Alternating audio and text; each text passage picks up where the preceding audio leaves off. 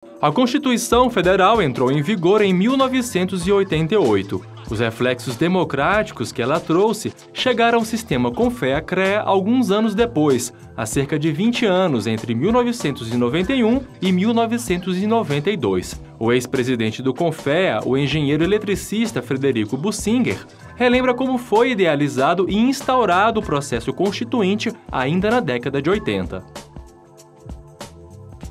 Nós estamos falando de um período em 91, 92. E é bom lembrar que o Brasil vinha de sair de um período de governos ditatoriais e também da Constituição de 88. Então esse era um momento em que também se discutia na sociedade brasileira a organização de diversos segmentos, inclusive as profissões, o sistema Confea-CREAS Mútua. Então até esse nome, processo constituinte, de uma certa forma pega carona nesse momento histórico brasileiro.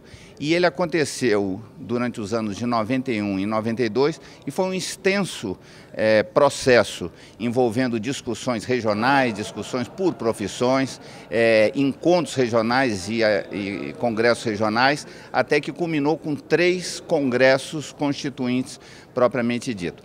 E aí saíram conclusões desse último congresso, disso resultou um projeto de lei que deu entrada no Senado, e a partir daí começaram as tramitações e a implementação disso no sistema. Assim como a Constituição Federal concretizou e instituiu o início das eleições diretas no Brasil, esse mesmo resultado foi sentido alguns anos mais tarde no sistema Confea-CREA. Um primeiro resultado nós vemos até nesse processo que ontem nós tivemos aqui a posse, que é a própria eleição direta do sistema. Isso é uma lei de 1991, a lei 8195. Então, os presidentes de CREA, o presidente do CONF, hoje empossado, ele é resultado de um processo que foi consagrado e foi promulgado nesse período, em 1991. Eu fui o primeiro presidente que foi eleito, mas por um processo de consulta prévia, ainda não era eleição direta. A própria existência dos congressos, hoje já estamos no 8º, isso nasceu naquele período, na época existia apenas a Semana da Engenharia, Arquitetura e Agronomia, a institucionalização da participação do CEDEM, do Conselho de Presidentes de CREA, essa forma mais aberta do sistema, mais próximo dos profissionais, a internacionalização do sistema, enfim, várias decisões, propostas e decisões foram tomadas ao longo desse processo constituinte de 91 a 92, ou seja, 20 anos atrás.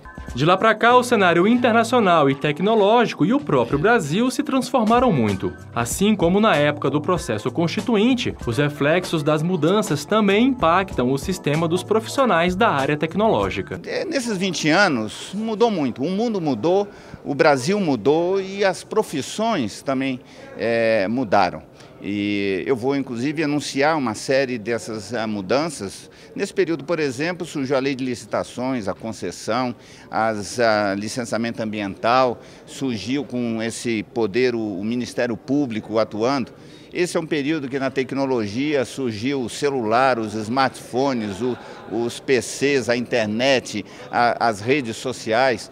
O Brasil passou a viver um momento de estabilidade econômica, o Brasil retoma o desenvolvimento. Ou seja, são tantas as mudanças nesses 20 anos que o contexto das profissões do sistema, que são as profissões da área tecnológica e com as responsabilidades sociais, também precisam ser repensadas dentro desse novo conceito. Nesse contexto, quais são os desafios? Bussinger ressalta a importância de se repensar o processo de educação dos profissionais da área tecnológica, uma vez que no século XXI a tecnologia se renova cada vez mais rapidamente.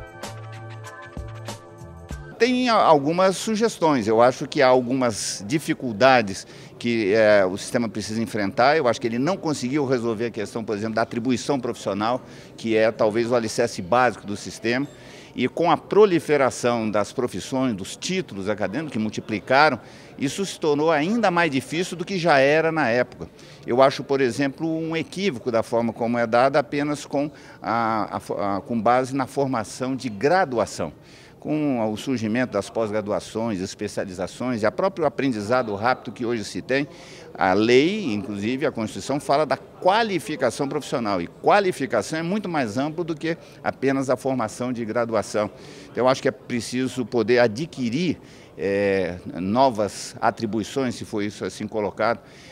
A própria atribuição, acho que hoje está bastante contestada com os licenciamentos. Na verdade, licenciamento e atribuição, responsabilidade técnica são coisas que se confrontam e isso precisa ser repensado.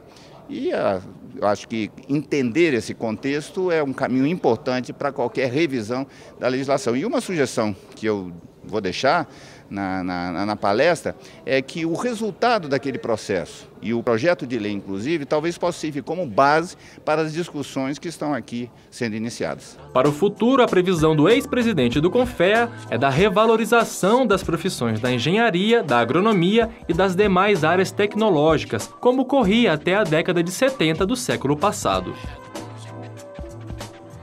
Naquela época, nós não imaginávamos que estavam nessa situação. Eu, olhando assim prospectivamente, eu acho que, por exemplo, as profissões do sistema devem voltar a ter uma importância maior. Elas estiveram colocadas à margem nesse período passado. Acho que estamos vivendo o momento do pessoal, dos marqueteiros, né, em todos os campos.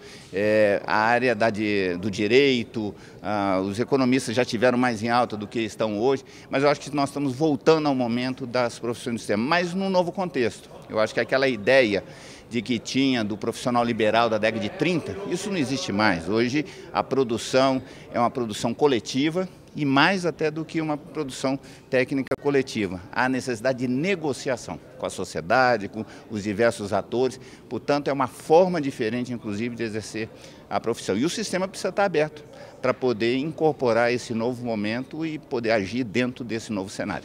Para acompanhar mais temas ligados ao sistema CONFEA-CREA, acesse o site do Conselho Federal de Engenharia e Agronomia, www.confea.org.br.